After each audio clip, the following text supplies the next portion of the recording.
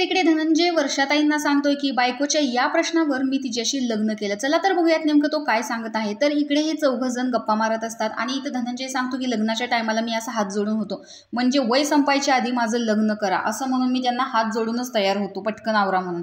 त्यावर वर्षाताई म्हणतात की हात जोडून मला वाटलं की करू नका एवढ्या लवकर असं तुम्ही म्हणताय। त्यावर ते म्हणले की नाही, मी सप्पय व्हायच्या म्हणजे मी संपायच्या आधी माझं लग्न करा असं म्हणून मी हात जोडून उभा होतो।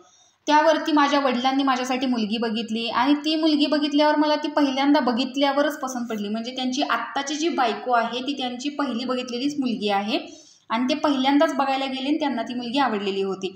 पण वडिलांनी सांगितले की अजून आपण 4-5 मुली बघूयात, म्हणजे असं नको व्हायला की तुला चॉईसच मिळाला नाही, पहिलीलाच बघायला गेलो तिला पसंत करून घरी आणलं। म्हणून वडील म्हणत होते की हे दिवस पुन्हा येत नाहीत, आपण 4-5 मुली बघूयात, पण धनंजयनी नाही म्हणून सांगितलेलं होतं। पण ज्यावेळेस ते रोडने चालायचे त्यांना असं वाटायचं की नाही, ही मुलगी अशी असायला हवी होती। मग त्यांनी 2 दिवसांनी जाऊन परत सांगितलं वडिलांना की नाही, आपण आणखीन 2 मुली बघूयात तुम्ही म्हणताय तर।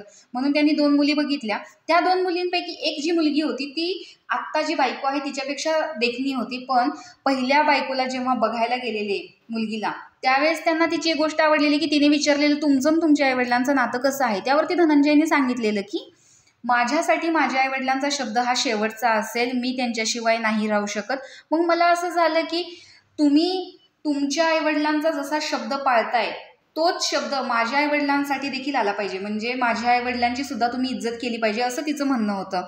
त्यावर धनंजयना असं वाटलं की जी मुलगी स्वतःच्या आईवडिलांचा एवढा विचार करते ती मुलगी माझ्या आईवडिलांना कधीच दुखावणार नाही, हे मला तिच्यामध्ये जाणवलं आणि म्हणून मी तिच्याशीच फिक्स करायचं ठरवलं।